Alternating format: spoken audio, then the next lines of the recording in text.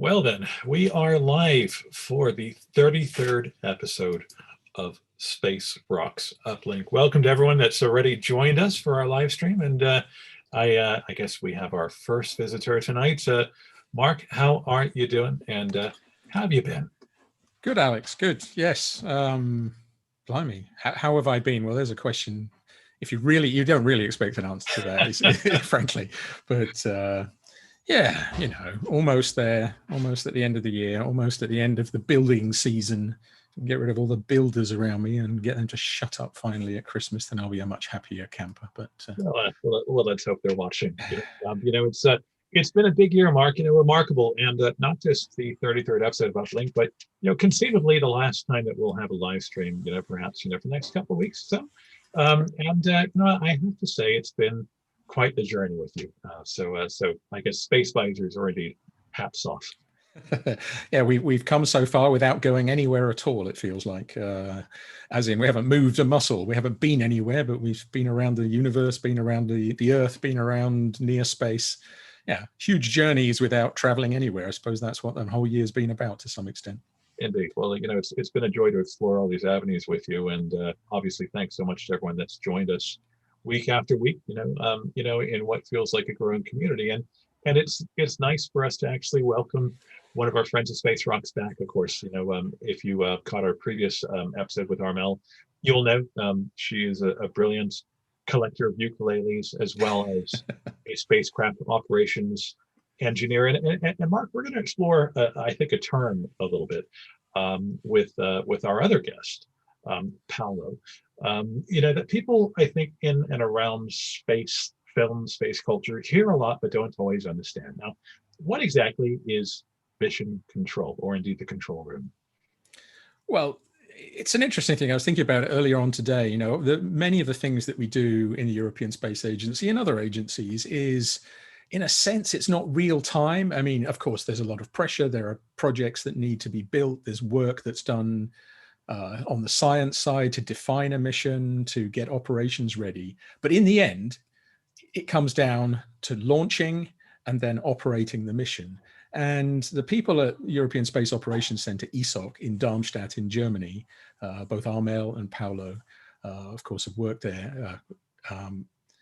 They're operating in a much more kind of, real-time environment than many of the rest of us. And they're not the only people in the agency, of course, but it's that kind of the sharp end. Things are happening now. Things have to be done now. Things, whether it's the kind of frantic period of a launch or the long duration between the planets, making sure that you're planning for that moment when you arrive for a gravity flyby or a landing, or deploying some new instrumentation and making that work, and monitoring all of the feedback you get at one remove, because you're not there, you can't put your hands on it.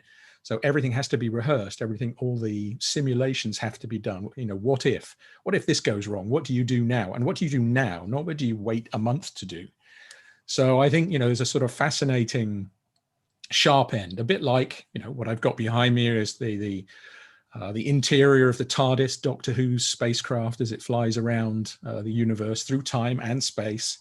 And our mission control, our main control room there, and all the parts to do with it in ESOC are a bit like that. If you don't push the right buttons at the right time and pull the handle in the right way, you either don't go somewhere, or when you get there, you just don't do the right thing. You just end up looking at a blank wall instead of doing great science.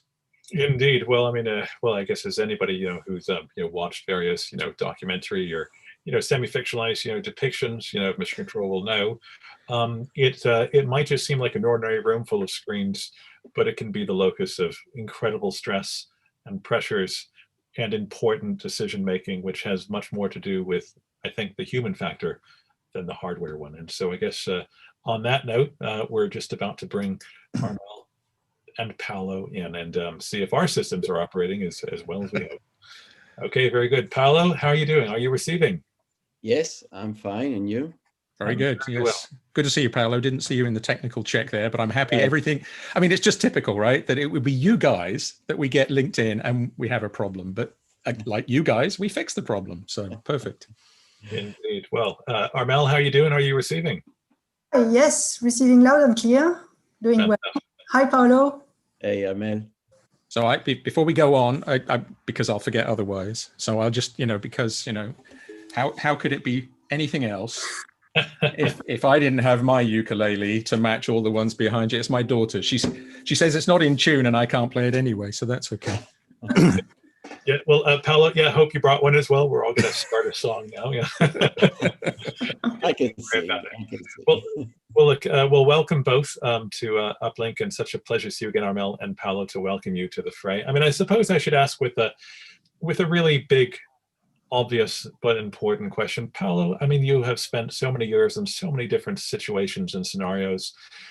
Does life in the control room have something it can teach people like me in everyday life? Is there something that we can learn from your experience? Oh, many things. Yeah, if I want to mention one, which is extremely important, is communications is everything. We try in the control room to discipline communication as much as possible. This is so eventually we get used to have crisp communications, not too much, not too little. Don't flood your counterpart with information, but give the essential information. This is something we train for years, and we think we're doing well. But if we make a mistake, is normally not on the technical side, but on the communication side. So I think it's a very important lesson for normal life. Yeah. Indeed. Well, I mean, that's fascinating, because of course that everybody associates space exploration with technology, but what you've talked about there is purely social, training people how to behave.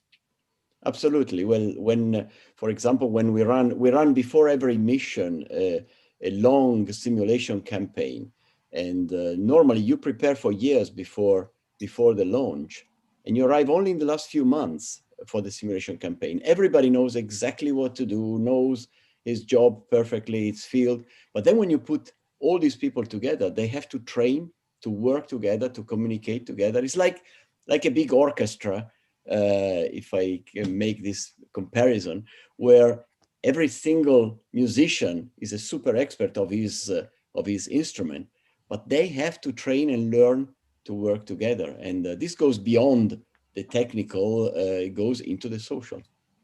So a question that's often asked about orchestras, people go to watch a classical orchestra and they say, what on earth is the conductor doing, right? I mean, doesn't everybody know their part? Isn't everybody just playing? They're reading the music. What's the conductor waving their hands about? So Armelle, as one of the people that's kind of, first violin, let's say, what's it like having somebody like Paolo or any of the other spacecraft operations managers pointing at you? I mean, in a sense, they are the conductor of what's going on that day. Yes. So how does that work in the team sense?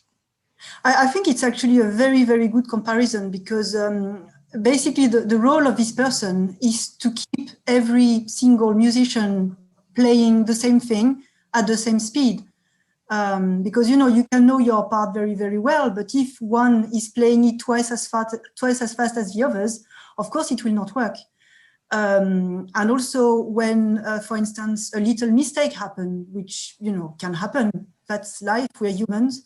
That's also the role of the conductor to notice these things, and then to put everyone back together and to match everything again, so that the music can go on, hopefully without anyone in the public noticing. Yeah, I wonder actually sometimes whether you, as the real experts, deliberately go and look through the glass wall there at ESOC and watch your colleagues and other missions, just waiting for the moment where they make a mistake to go, The best, in fact, we normally work in these critical phases on two teams, and the simulations, the trainings are normally dedicated to one team, team A or team B, or sometimes they call it the red and blue team, whatever. And the best is when you belong to the other team, you're not under training today, and you sit downstairs with the simulation officer and you enjoy injecting failures and seeing the desperate reactions of your colleagues. I've done it many times. It's one of the best fun. Well, I mean, this is a fascinating thing, though, isn't it? Because all of this is, it sounds like to me, managing comms, but also managing stress as well. I mean, and is it hard to remove the emotion from some decision making? I mean, is that in some sense the greatest challenge? Because of course, the pressures of being responsible for some of these missions, which of course, involve many, many years of development, many, many millions of euros, for instance, is that in a sense the hardest challenge, is taking all of that out and in a way, not behaving robotically, but being able to make a cool-headed decision when you're under lots of pressure? I want to answer that because that's actually something that I learned from Paolo. I mean, of course, we do get emotional, especially when you follow the mission for a very long time, like a mission which I will not name.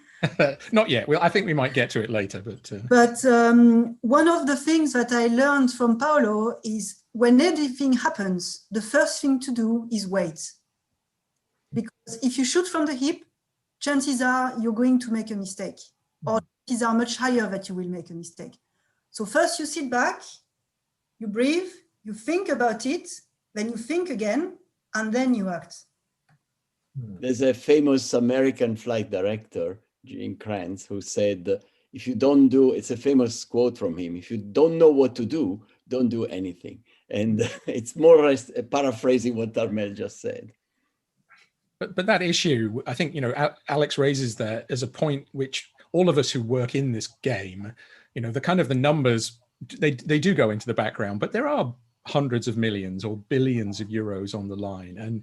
And it's not, in many missions cases, you can't just say, well, okay, we've had a problem, let's just let's bring the other one online. It's a unique object which may never be rebuilt. So have you ever had that kind of moment of vertigo where you're sitting there and everything's going well, but you kind of suddenly, oh, that thing on the top of that rocket, or that thing where I'm about to fly past Mars and it has to go through this box? Has that ever hit you where just for a second you thought?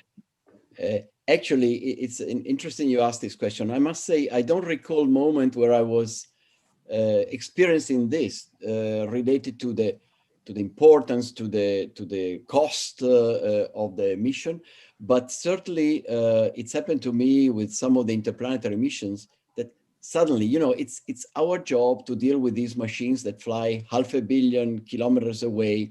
The signal takes half an hour to reach them at the speed of light. You sit there and there's a moment when you realize I'm talking to a machine, which is a little box, 3 times 2 times 2 meters, alone in space, 500 million kilometers away. And in that moment, it's really vertigo. There was a day when my father was visiting, and Rosetta was in that moment in solar conjunction, which means it was, with respect to the Earth, it was flying behind the sun. And I pointed at the sun, a bit covered by clouds, a typical German sky. And I told my father, Rosetta is behind the sun. And in that moment, in my mind, I had, oh my God, no, it can't be. Nothing can be behind the sun. The sun is there on this sphere. So you have these moments towards this incredible numbers, distances, time and space. I don't think I ever experienced it with money, but probably it happened as well. Amazing. Well, this is really interesting, though, because again, we're focusing on these human elements, and so on. So what kind of bond exists between people, in the control room? Because in a sense, you have to become masters of reading each other, and how everyone is communicating. It must go beyond just simple, I guess, colleagues or people occupying the workspace. It must go a little deeper than that, right? Armelle, you want to answer this? Yeah. I think we become like bees. We sort of learn to know each other so well that to a certain extent we can predict how people are going to react to situations. And I think it's very important because we're a team and the team works as an entity. And then basically we have to react as an entity. So we have to rely on the strengths of every person, and we have to know which person is the best to do a certain action or to solve a certain problem. Eventually the solution is always found as a team, as a group, but we have to sort of know where we have to lean, if you want. Interesting. So, one thing that, Paolo already broke the ice and mentioned the mission that shall not be named, but we do it on almost, I don't think there's an Uplink episode where we don't mention Rosetta. But, these things have a beginning, they have a middle, they have a, they're a bit like a Hollywood film. They have an ending as well.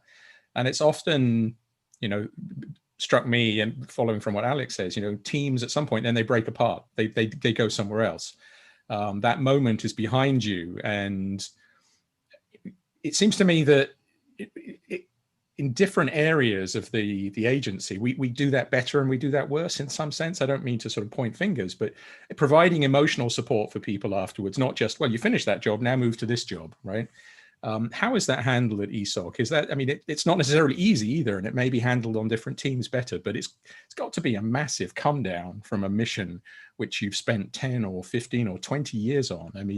You, Paolo, were on Rosetta for a very long time. And was it just to move on and do something else, or how does a team adapt to that? No, I certainly in my case it was well, I've actually experienced many missions that suddenly end, and Rosetta was special because it was 20 years. I really spent 20 years with this thing, and at the end it was really something missing in my daily thoughts. Yeah, although the advantage in that case was that I was a bit detached. I didn't have every morning to go there, check telemetry, think of the planning. This was done by the team.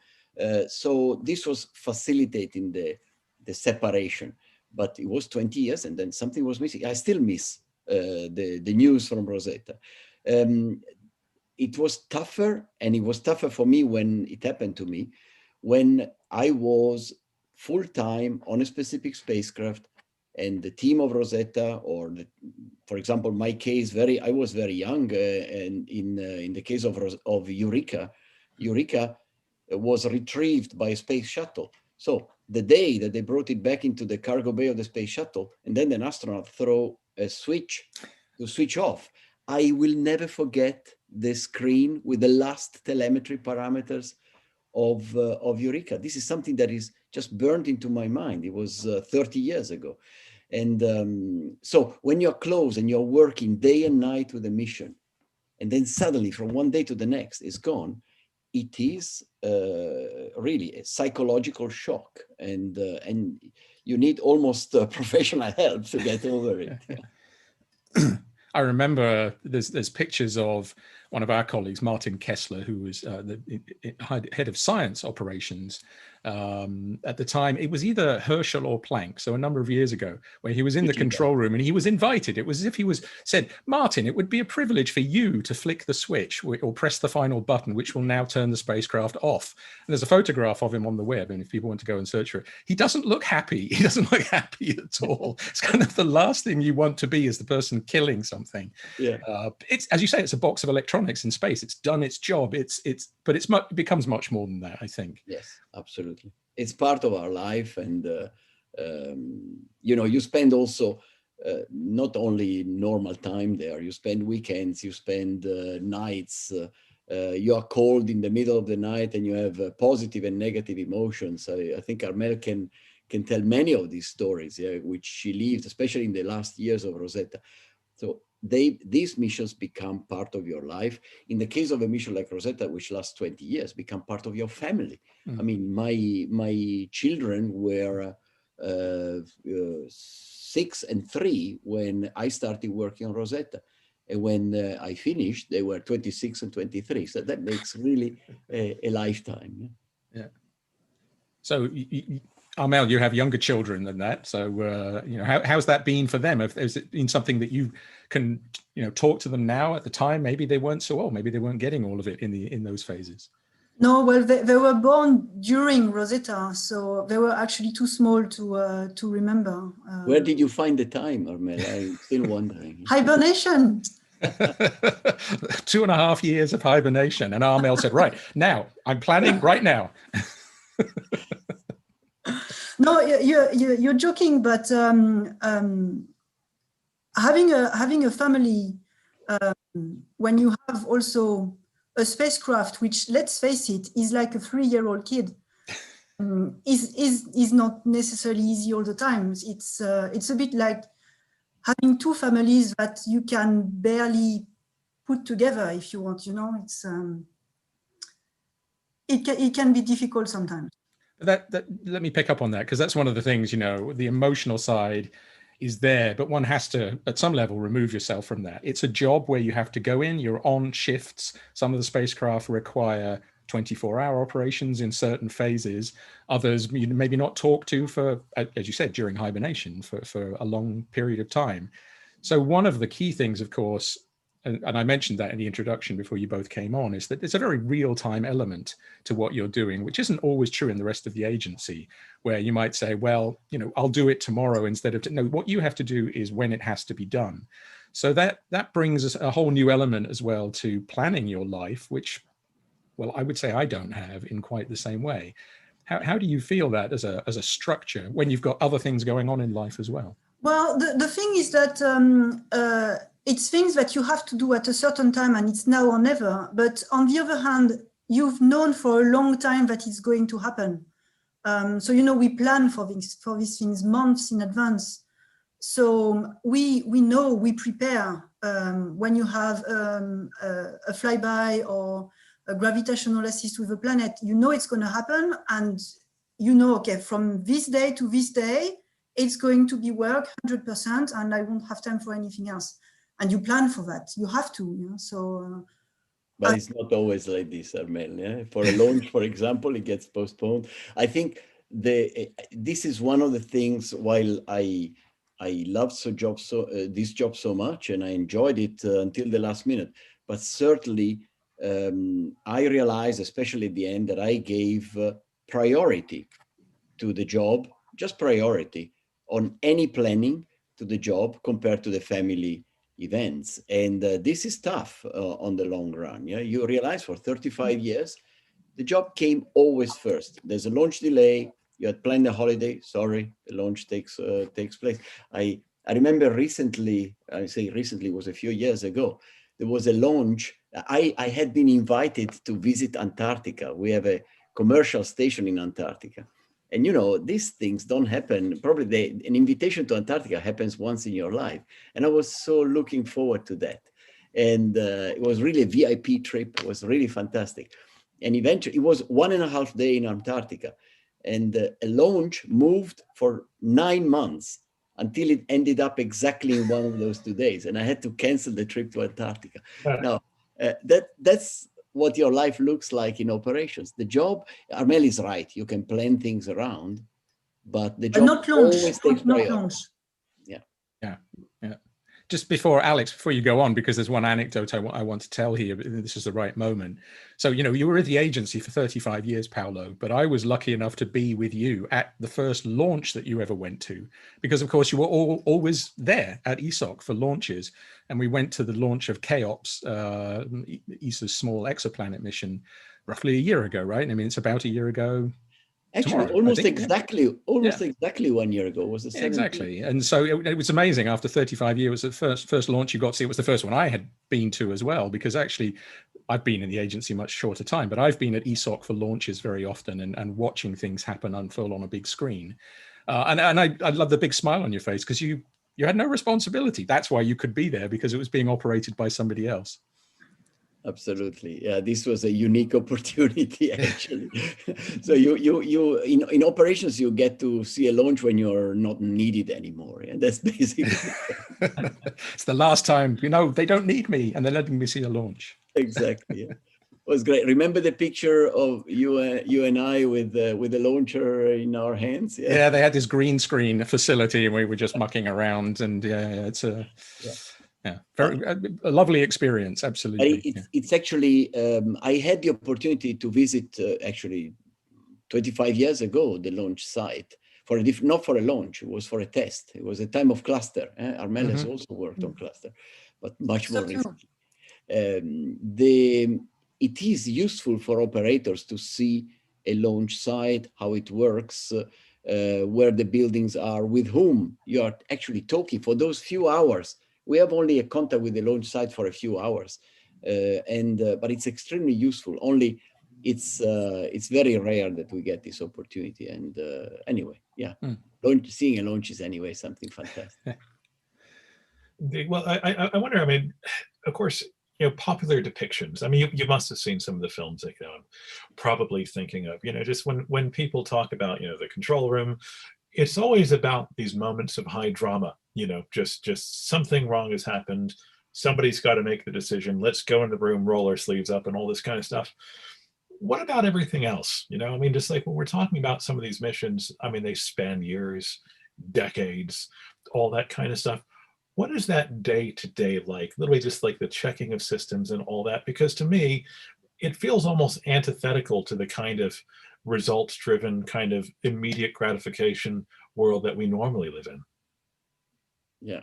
Armelle, you want Yeah, I think when you have a mission which is a good mission, so a quiet mission where not much happens because everything's going well, eventually it really becomes like an office job. And to some extent, you don't really realize anymore that what we do is so amazing. So, a few anomalies from time to time are good because they remind us what we do and why we're here. Now, whenever any critical activity is being handled by the team, then we like it boring for sure. It needs to be. Yeah, there are recent examples. Well, a lot of work in the routine phase of the mission. Normally, what you see in TV or what you see in the movies are the critical moments. But a lot of work of the flight control teams during routine is planning. So it's really like an office job. You sit in front of a computer 9 to 5, or maybe a bit longer, but you get inputs from the various scientists. You know your constraints, and you just plan what to tell the spacecraft. In fact, sometimes most of the time you don't even talk to the spacecraft. There is another colleague who is in charge of talking to the spacecraft. So your job is preparing the instructions for the spacecraft that then somebody else will pass to the spacecraft. And we're talking about many instructions. I mean, typically a mission in routine a spacecraft needs 1,000 instructions per day. So there's a lot of planning work behind. Having said that, the other aspect is what Armelle says, the anomalies. In case something goes wrong, then you have to be ready to intervene. So your life switches straight from the absolute routine job into something very exciting, lots of adrenaline and little sleep. Yeah, this happens normally not too frequently, but it does. So it also has to be said that a big part of our job is also to prepare for these things and to try and think about anything that can possibly go wrong and how we would recover from that. So we are sometimes very, very pessimistic. What if this go wrong? Then we do that. Okay, but then what if this go wrong? And what if this go wrong? And sometimes the whole point is to know when to stop, Yeah, but it's a sort of classic trope as well that you can think of as many scenarios as you can, but it'll be the one that you never thought of because it's, the confluence of two things failing at once or parameters going out of bounds. So I just wonder anecdotally if there's things there that, the pair of you could talk us through, things where you thought, what the hell is that? I mean, how did that happen? And then, how do you diagnose that? Because it's not like you can walk and go in the other room and say, hello, spacecraft, how are you, right? You've only got what you've got to work from. So if you've got some examples, that would be great to share them. I have a beautiful one from a mission that I don't know if you know, Rosetta it's called actually. Oh, yeah, well, yeah. It's this was because these spacecraft actually have a soul, and normally it's a bit nasty. So they know when to fail and when to surprise you. And this was actually back in 2005. Rosetta was flying since 1.5 years, it was summer 2005. And we had decided finally, Rosetta was designed for a quiet cruise. So nothing to do. Operations team just lean back and wait for the big times. Yeah? And of course, we were very, very busy, problems, issues, scientists that wanted to do unplanned things. The scientists are always a pain. Yeah, Sorry. Yeah, well, Anyway, finally, August 2005, we could enter the famous quiet cruise mode. In our jargon, it was the near sun hibernation mode. There was no hibernation, but anyway, this was a mode that the spacecraft would be initially looked at only once per week. And the rest of the time, we didn't have contact with the spacecraft. So no problem at all. If you don't have contact, you don't have to deal with it. So we entered that mode, and then after tests, preparation, and so on. And then 1 week later, we checked the status of the spacecraft, and it was fine. The spacecraft was absolutely fine. Good. So this was a Thursday. The next morning, our flight dynamics guys who used the radio signal to determine the position and the velocity of the spacecraft popped into our office and into my office and said, look, there was a problem with the data of yesterday. The spacecraft is too fast, 2.5 millimeters per second too fast. Which one would say, oh, come on, 2.5 millimeters. But this is a 3-ton spacecraft. There is no way, without a real problem, that you can accelerate it by 2.5 millimeters per second. Anyway, I don't tell you the whole story, but we had to get more passes, more checks, and so on. And what we found out was that one of the thrusters, Rosetta had 24 thrusters on board. One of them, over 3 days, decided not to work, just not to thrust when it was supposed to thrust. This unbalanced the whole spacecraft and caused this parasitic acceleration. It stopped for 3 days, but it didn't fail. 3 days later, before our next contact, it decided to work again. And this is something, I tell you, we studied it for months. And industry, all the developers were involved. They came up with 9 possible causes and they discarded them all because they were not plausible. We never found out what this thruster did, never. Nobody would have ever thought of a failure case of this case, a failure that occurs and then disappears. 3 days. Why we were not looking. I bet you still wake up at night occasionally wondering, what, maybe. So Armelle, come on, give us a horror story. Horror story. I can't really think of horror stories. There were a few things that happened which were not nice. I can't really think of horror stories. I mean, Armelle is too positive, yeah. Someone has to be. Well, let me ask. I do remember. I think, was it the first safe mode on Rosetta during one of the maneuvers we had to keep the spacecraft on track? So we had to correct the trajectory. And then I remember Paolo sitting next to me, looking at the graph with a concerned face and going, it's not converging, it's not converging, it's not converging. And indeed, there was a problem with a thruster again, was it? Yeah. And the maneuver did not finish when it had been calculated to finish. And when this happens, the spacecraft goes what we call into safe mode. So it's a mode basically where all the intelligent functions on the spacecraft are stopped, and then it just waits for instructions from the ground. So this was not nice. And then 1 week later, we were trying to do what we call a wheel offloading. So we have these wheels that turn on board, which are used to orient the spacecraft. But because of external pressures which are applied to them, like the sun, wind, or these things, they tend to accelerate or decelerate. And then we need to compensate with the thrusters to put them back to the speed we want them at. And we use the thrusters for that. And actually, because of the anomaly we had the previous week during this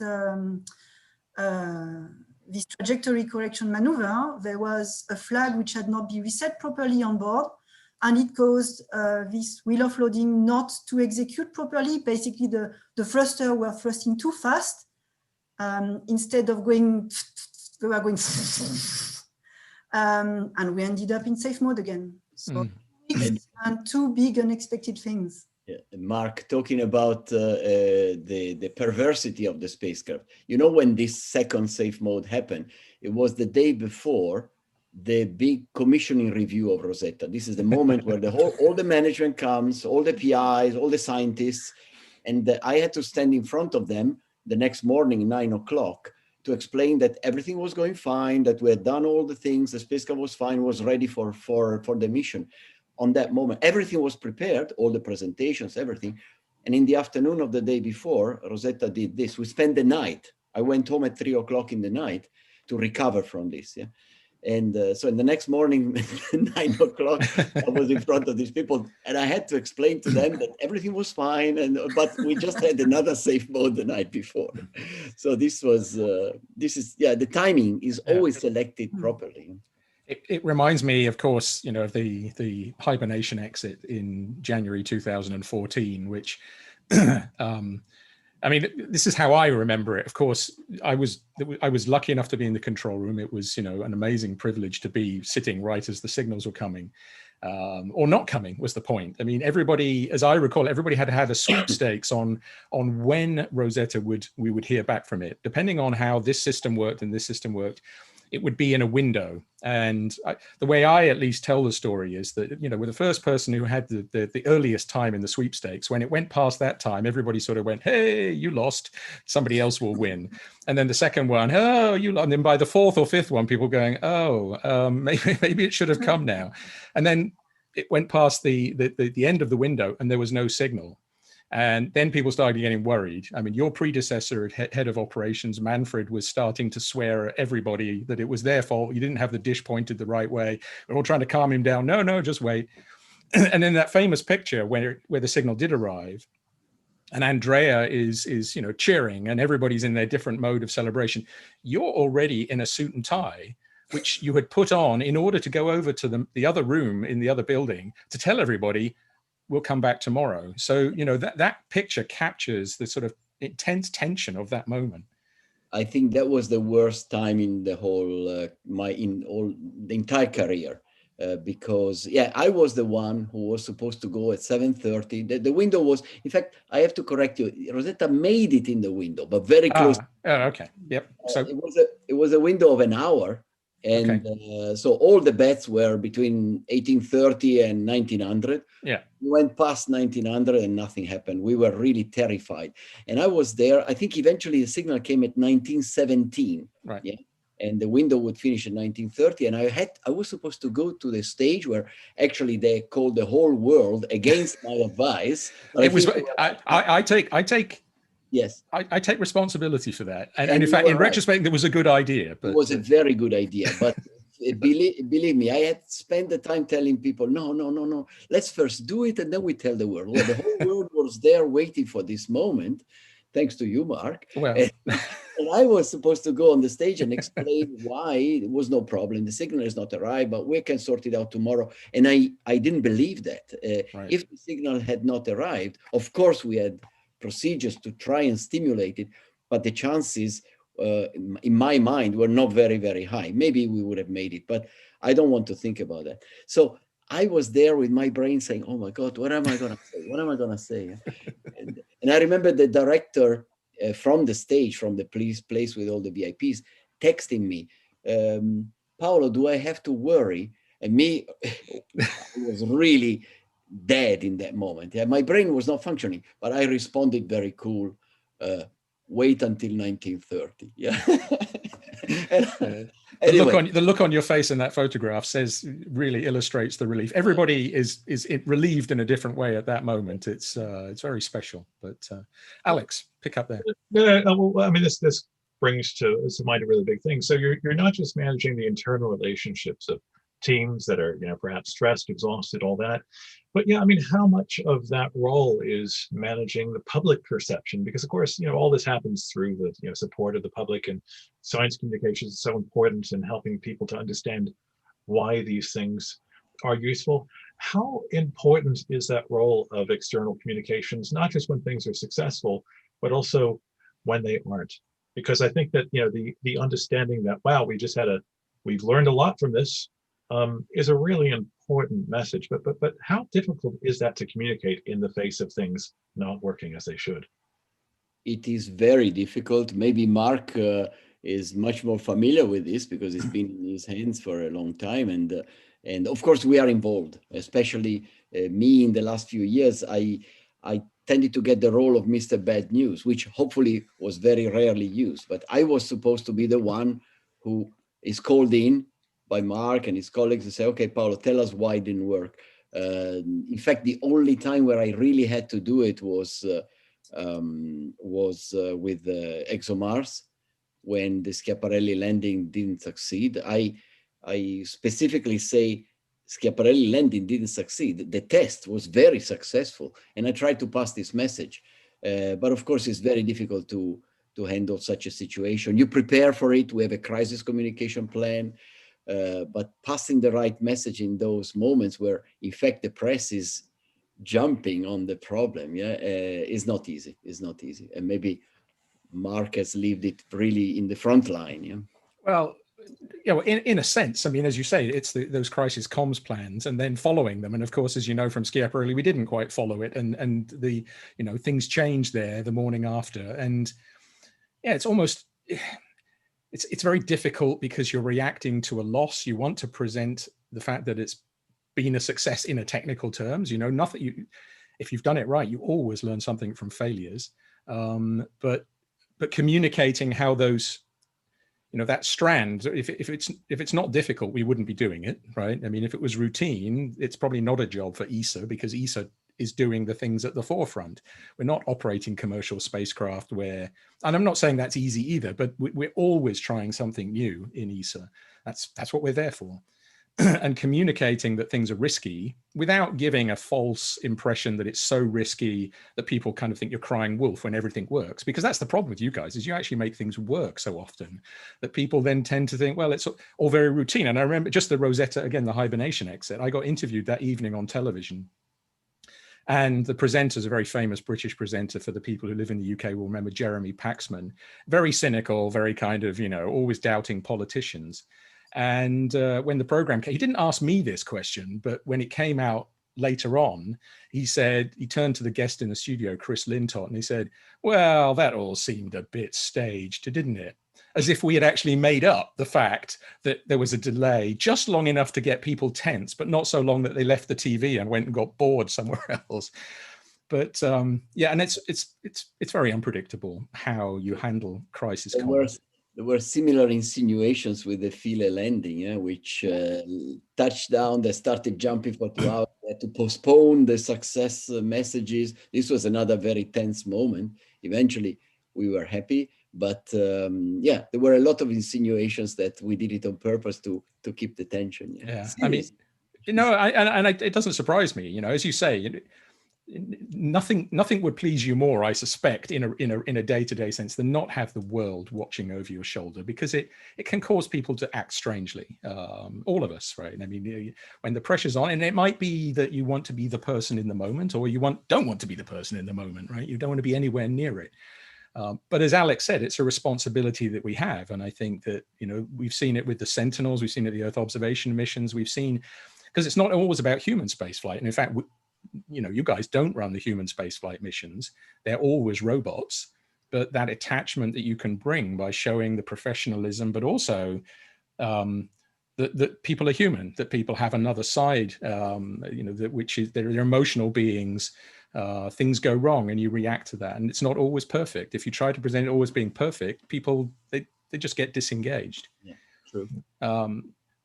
But what is also, I think what is also important, to come back to something we were discussing before, is that for the team who suffers a major anomaly like this, we were talking about mission finishing and pushing a button, and this is hard, but this is planned. But when you have a catastrophic event that happens on a mission and you're not really prepared because it's an accident, then it's even more difficult for the team, because you just come out of a simulation campaign. You've just spent 6 months working almost night and day on this, and then suddenly there's nothing. And there's truly nothing, because an end of mission, you prepare for something that's going to come after. You know it's going to come after. But the catastrophic event is just stops, yeah. And we haven't had so many of them, luckily. But so Paolo mentioned cluster, of course. So I guess you were on cluster 1, Paolo, from the beginning, and then you join on cluster 2. So for those who don't remember, we did build it all twice, and the first time failed on the first Ariane 5 launch. So how was that? Exactly that moment, right? You're watching, and it stops. It just goes. Yeah, that was particularly bad for various reasons. First of all, At that time, operations were still pretty manual. So I was only responsible for the spacecraft operations, not for the entire ground segment. But my team was 23 people, and 23 people that we built up in the years, and they were ready to fly these 4 satellites. It was so many because we had 4 satellites to control. And again, there was a lot of manual work at that time. I think the team now, Armelle of Cluster, is probably 6 or 7 people. Yeah? But okay, we launch, first launch of Ariane 5, and 30 seconds later, we see it in front of our eyes exploding. And the day after, I had a meeting with the management, and we had to look at each one of these 23 people and look for an opportunity for these guys, where to allocate them, whether to fire them or not. It was extremely tough. You don't think about that in the very moment where you see the explosion, because again, it's like a shock in the medical sense. I remember for 2 or 3 years, I couldn't watch a launch anymore. So I was really experiencing a shock. And you don't really function as people would expect. You're stunned, and yeah, you're not logical. In the evening, I had 2 tickets for a football match for me and my son, which I had given up as usual. I had booked football match of Germany. It was a friendship match with Liechtenstein, nothing important, but I was supposed to go and watch it. The launch happened on that day, so I told my little son, 6 years old, sorry, we can't go. I went to the football match, and people who know me said, how can you, after such a disaster, in the evening go and watch a football match? Because you're not logical. Your brain is not really working properly. You're under shock. But there was no reason for you not to go. I know, but people would think that you sit there and you mourn and I don't know, and you think about how terrible is life. No, it started the next day. And it was tough. I guess when we talk about successful missions, today saw the launch of, I'd say, an extremely successful mission, which is the worldwide debut of European Spacity, which in a way is it was a fun thing, this cover version of course Queen's perhaps absolute masterpiece. Just this very, very clever. I'm hoping that Paolo's he's doing the professional thing of saying, I don't know what they're talking about, but I'm smiling so I can't. Do you know what we're talking about, Paolo? No. Okay, good. I guessed. I known you long enough to read you. So this is Armelle. Why don't you walk us through? Exactly, Armelle. Tell us about it. Okay, well, it actually all started with those. Because so we have a ukulele orchestra at ISOC, because why would you not have a ukulele orchestra? And then one day we said, well, you know what, let's try and play Bohemian Rhapsody. We realized pretty quick that this was just not going to work, too difficult for us at so many levels. So we went for lunch and we started to think about it, and we started saying, yeah, you know what, actually, maybe for fun, we could just change the lyrics and we could try to sing it and we could try to make a movie about it. And well, in the end, we did all these things. It was a huge amount of work, lots and lots and lots of colleagues. We had to learn the song, we had to learn the harmonies, which are incredibly difficult because it's Queen. We had colleagues who had to learn the musical part. We recorded the song. We filmed the story that went with it. And yeah, thanks to Space Rocks, it's there. And you must have kept it from Paolo the whole time, right? And you were filming around him. Tell me you didn't know about it, Paolo. I really didn't know. Okay, I know now what you're talking about, but I know it since a few hours or days. No, I never heard about that, and now I'm very jealous that I didn't even I wasn't asked to participate. So this is the moment where we tell you this is actually all a big sim, and just to throw a surprise, I think it's time Alex can press the right button and bring perhaps something for you to react to. Oh, maybe some other people joining in who have been involved in this thing. A few stars of European Space. So although you weren't in, Paolo, quite a few other people were. But so it's Christmas, and we thought we'd just bring a few. Oh, look who's here! Yes. And there we go. Welcome, guys. Congratulations on that incredible cover. So it sounds like the idea began with a ukulele. Is that is that really where it all came from? Because it is absolutely just brilliant. Well, let Jana or Armelle say that, but we got a feedback loop on the audio, so that might be you, Jana. I'm just guessing. Mr. Taylor with the right shirt on. Andrea has left his audio off, as he always does. He never lets me record his audio from He's not the on the control loop room or anything else. Yeah. Hi. And Tom, of course, who we know. And then Emma is the letter E. Yeah. I'm going to do a very quick system check here. Who is watching this on YouTube right now? Yeah, somebody watching themselves simultaneously. Is that better? No. Okay. It's Matt. Matt's taking a selfie or something at this point. Okay. I'm professionally muted. Okay. That's all good. So who wants to walk us through European Space City? I mean, we just debuted this today, and it's really, really fantastic. Jana, are you receiving it? Tell us how it began. I think we lost Jana. Oh, no, Jana's muted. It's the classic 2020 experience right here. Or anything? Hello? Ah. Yeah, we can hear you fine. You hear me? Yes. Okay. Sorry about that. I had to find a place in my parents' house where you can actually see me moving because I was losing Wi-Fi. Typical Christmas problem. European Space City is heavily inspired by all the absolutely awesome stuff that I can see happening around me all over in ESOC, because I work in product assurance and I get to deal with all the anomalies and risks. And there is one particular line that I want to tie back to Paolo being here today.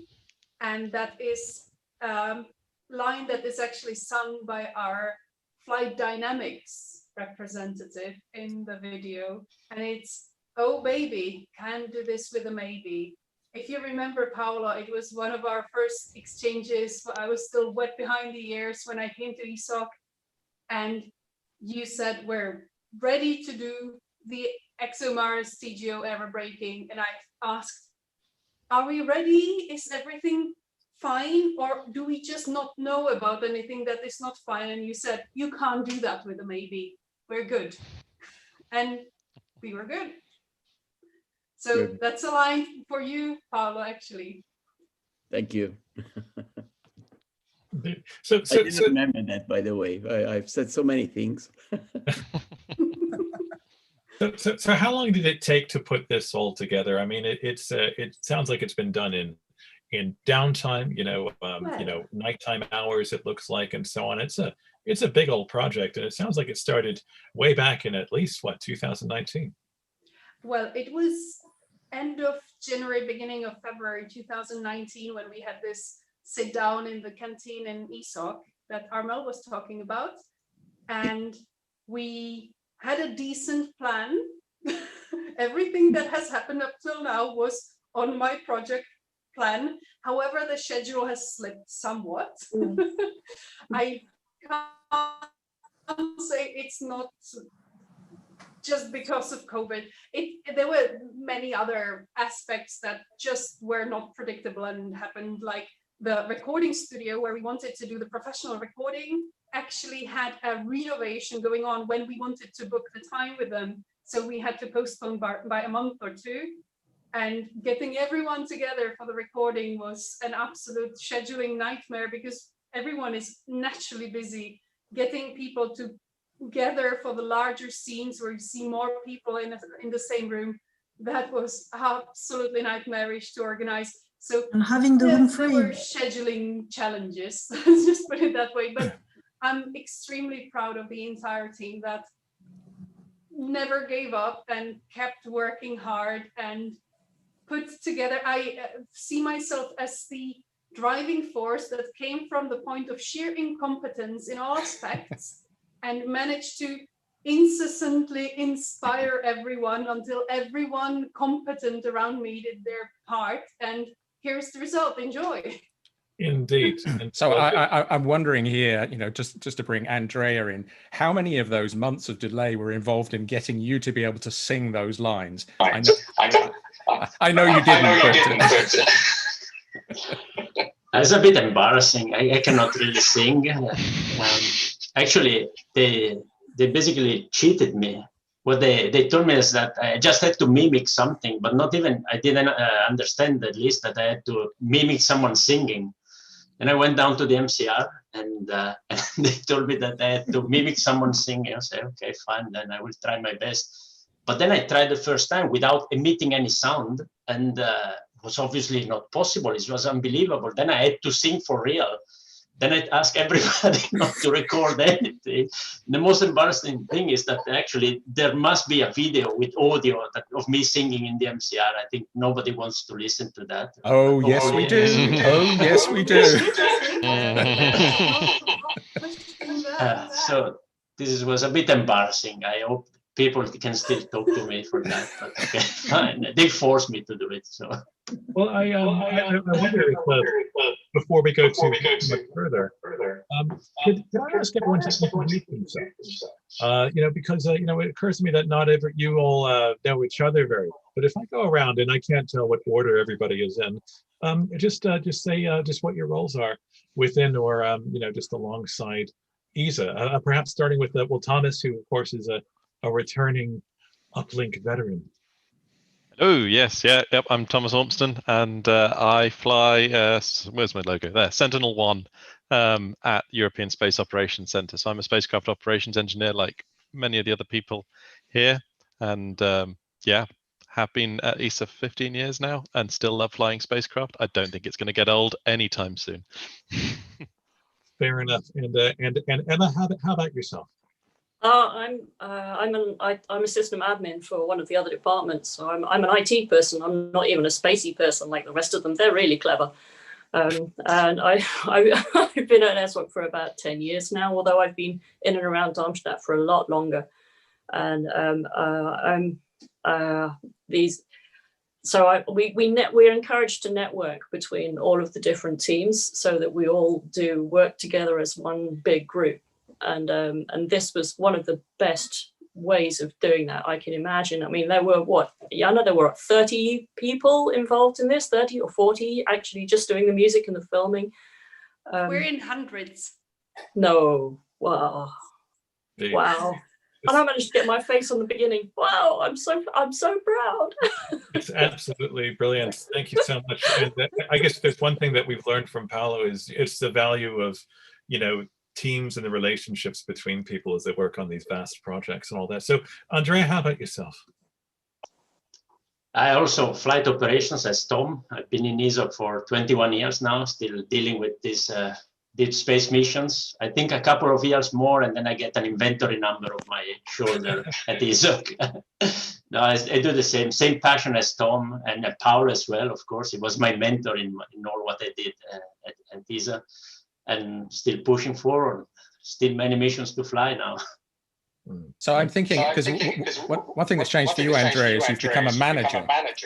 And do you occasionally want to go down and still press some buttons? This video already went to the WhatsApp chat of my former colleagues from the Air Force, because the sister of one of those actually works in ESTEC. This is Isabella Gibson. And of course, they congratulated me, and I told them, this is the only thing they let me do in the main control room nowadays, nothing else. So yeah, I would love to go there and click some buttons. They don't allow me anymore. It's the way it goes, but okay, fine. I did my part. Fair enough. And I suppose, finally, Matt Taylor is probably not a stranger to anybody who's familiar with space rocks, obviously, Matt gets a bit of the you could say at the very end of the thing. I was actually the camera person who was filming the end of European Spacity. Yeah, so you were the cameraman. I'm the representative scientist in the movie with the other guy that we were trying to get in. But as usual, when Rosetta is mentioned, Brian tends to have something else to do, whether it's a concert or he's in the studio. So we couldn't get him in. So I'm your representative of the scientist that Paolo's referring to in a slightly disparaging way. We're the ones that stick these non-redundant parts on spacecraft that are so annoying. But no, it was a pleasure to be part of this this activity. Been interacting a lot with Jana in particular on this because it is like rocket science, and it is like flying a spacecraft to get this this kind of thing done. But it's good fun, and I think it's representative of the ESOC ethos. I put it in the chat earlier on that something, having worked with ESOC for many years, I'm always impressed in the professionalism and the way that they manage to do these things and get these things done. And I think it's actually very well represented here with Paolo and Andrea in particular, where you have this passage of knowledge and experience that's the structuring of ESOC is such that you don't lose that at all. You have Paolo, and then you have Andrea, and then with Rosetta, we then had Sylvain. You're kind of handing this baton that is full of this knowledge and experience that is second to none. So anyway, I just wanted to say cheers. Well done, ESOC, for keeping us going all the time. I'll shut up now, otherwise I'll start crying. Well, before you do, before you do, Mr. Emotional, because of course, Alex filmed you and Brian. I think it was in the Science Museum in London, wasn't it? If I'm right, next to the Bepi Colombo. Yeah, in front of the Bepi. Yeah. Yeah, which is kind of a nice tie into the public thing. But of course, Brian's not just there in a sense for the music. You've got him involved in what we're doing at ESA along, the space rock stuff, the asteroid stuff. But tell us a little bit about where he's actually now a scientist on one of the teams. Yeah, so I think in the explainer for the video, unfortunately, it was omitted that he is part of the Comet Interceptor team as well. And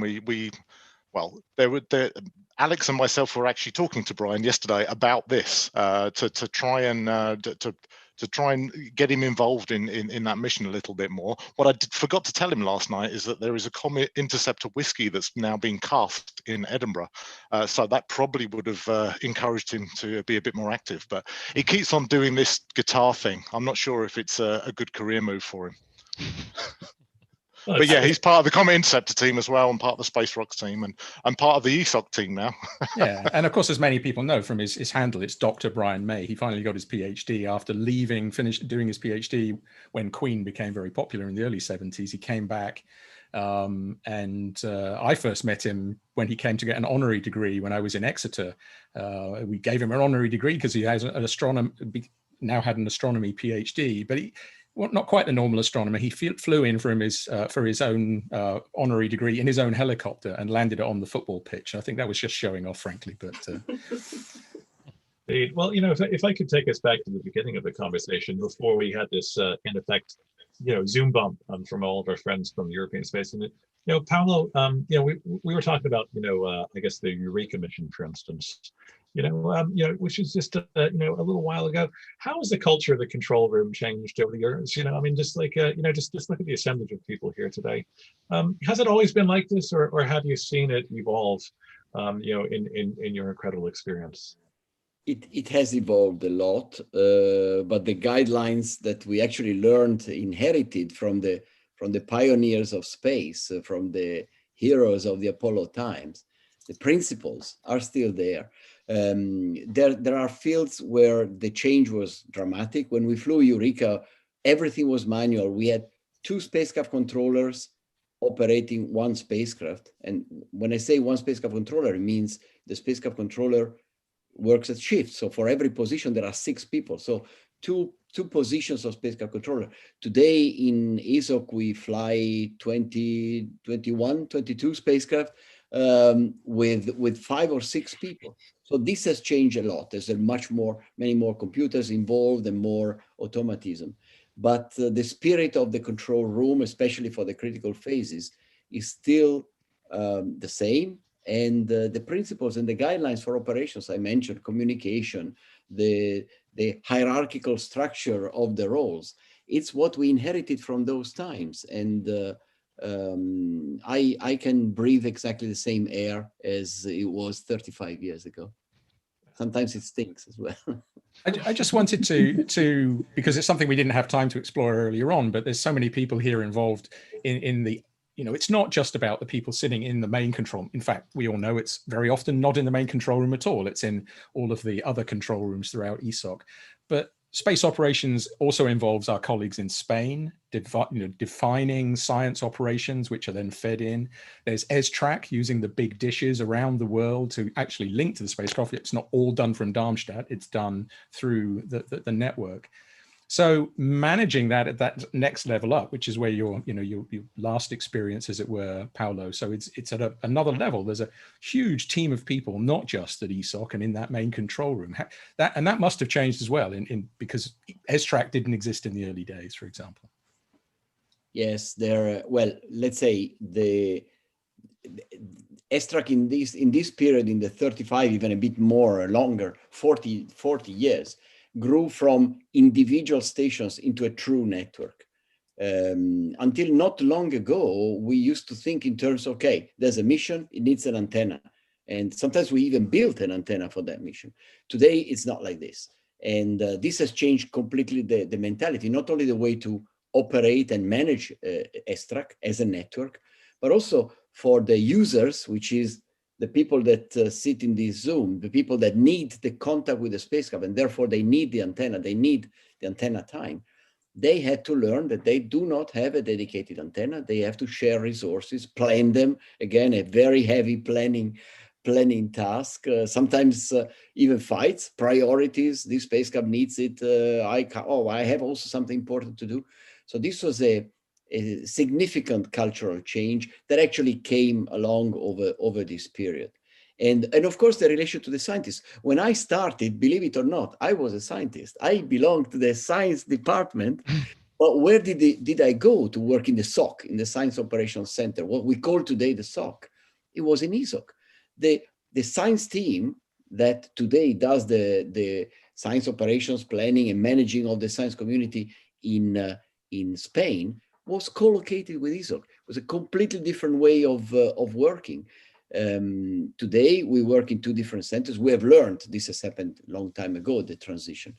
We have learned to work like that, but with advantages and disadvantages. So there's been significant changes in that. Well, I mean, it's I suppose, the very title of this episode of Uplink is lessons from the control room for everyday life, and I guess one thing that's, very evident is it's not just what we all on the outside of this magnificent organization can learn, but also the fact that it sounds like continually internally you are learning and evolving these techniques for how things are done. Absolutely, yeah. And in fact, what we were saying before, actually Matt was saying before, that people inherit the knowledge from the previous generations. This is very true, I agree, but they actually do expand it because they adapt this knowledge to the new context, which keeps evolving. And in fact, space is evolving significantly. And the trick is to get the experience, inherit the knowledge and the know-how, and then modify, apply it to the different situations. That's what the younger generations are doing today. I thought this was a good moment actually to bring Tom in there, because of course the missions which we operate in low Earth orbit, the Earth observation missions, they are subject to other things, like other spacecraft, for example. I mean, there's a lot of other stuff that has to happen there. But presumably there are things which are in common as well, and the experience is shared from the solar system exploration missions with Earth observation.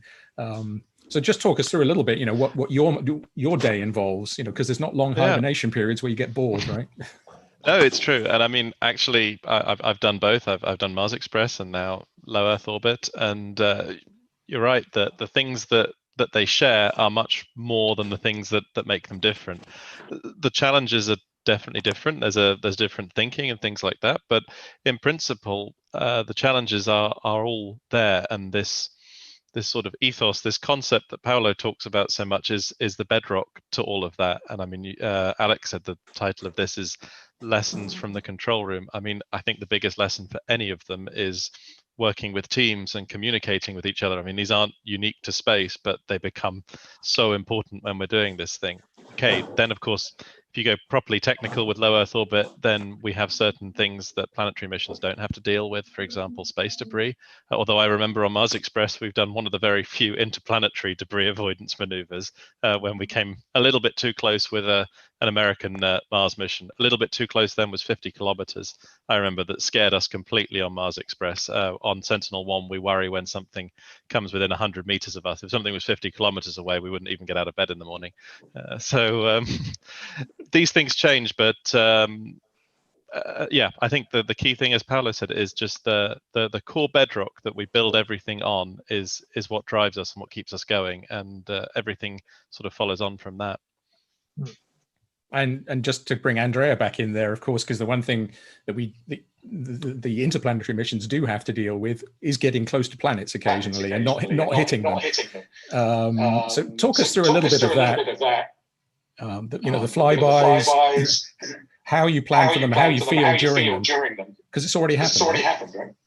Yeah, indeed, it's a bit our life for deep space mission. But if you think about an Earth observation mission as well, in the end you have these very short contacts of 5-10 minutes, and then the spacer is gone for 90 minutes. If you talk about control with a single station, so it's exactly like having a long propagation delay in deep space. It's not very different, to be honest. But for this kind of operations, it's always a bit funny, because you can think of this small probe actually flying hundreds of million kilometers away from where you are, and you feel in full control of it. There's still a bit of uncertainty around it, and you think, okay, it's flying past Venus now. Okay, we are approaching Venus right now with Solar Orbiter. We got an orbit determination today from the colleagues from Flight Dynamics. And I think we are 3 kilometers away from the target point. This is the prediction on the 27th of December. You think, oh gosh, 3 kilometers away from the target point is not that much at those distances. But you get used to it. Also, that one, when we started doing this kind of things on Rosetta, was all new. Actually, it was not part of the Rosetta team anymore when we did, Paolo and Armelle did the first Earthstream buy of Rosetta. Preparing all this, of course, was the first time we were doing it. Long discussion. Nowadays, we have a sort of fixed timeline for all these planetary swim bys. We started with Rosetta, refined also with the orbit insertion of Venus Express, and now we have a fixed timeline for these kind of events, and we just reuse it systematically. Navigation, this is what we need.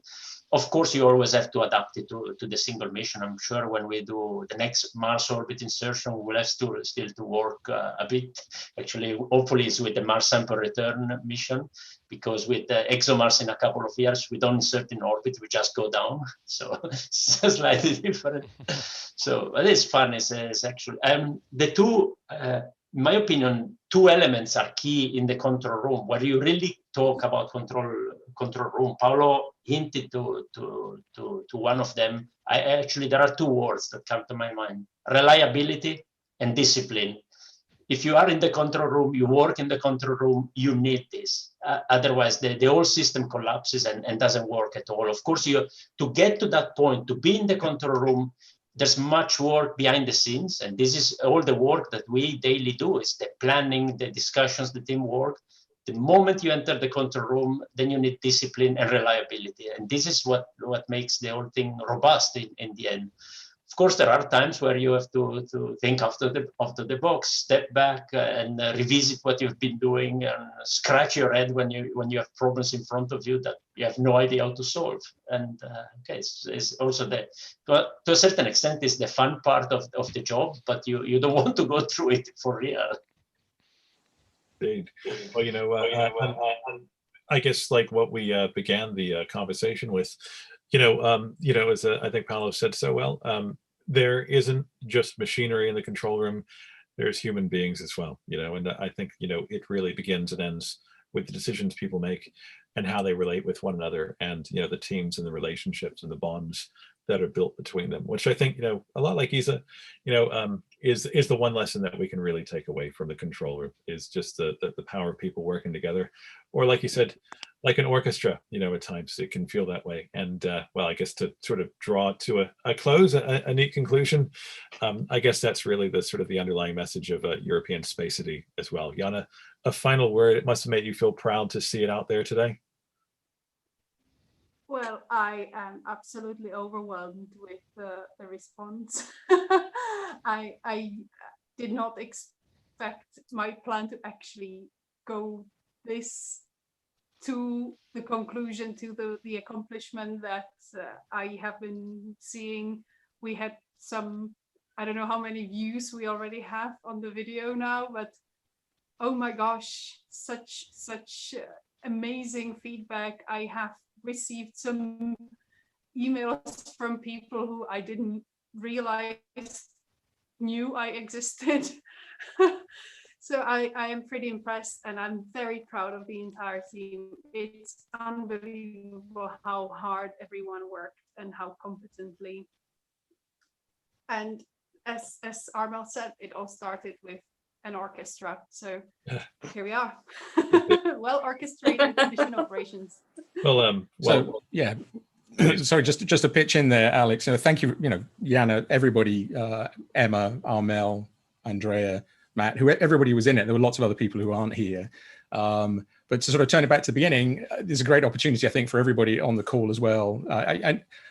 You're probably getting bored of it, Paolo, but this is just shortly after your retirement, after 35 years at ESA, and I certainly, for me, it's an opportunity to say thank you for everything you've done for the missions, which we are in the science directorate, but everywhere else. I mean, and without a shadow of a doubt, getting to know you in the last 10 years and being privileged to be in some, just right there in some of those moments, which will live with me for the rest of my life, without a doubt. And it's annoying. I'm an astronomer, and yet the real emotional ones seem to come from these, these solar system missions, really. But so thank you very much for coming on today. It's been a huge privilege to be able to talk to you, and hopefully we can welcome you on again. You've got nothing else to do after all. Exactly. Anytime, Mark. No, thank you for inviting me. It's been really very, very pleasant. Thank you. Yeah. And so as a Merry Christmas, we have a tradition at the end of Space Rocks as well. Those of you who've been on before know, and those of you who've watched it know.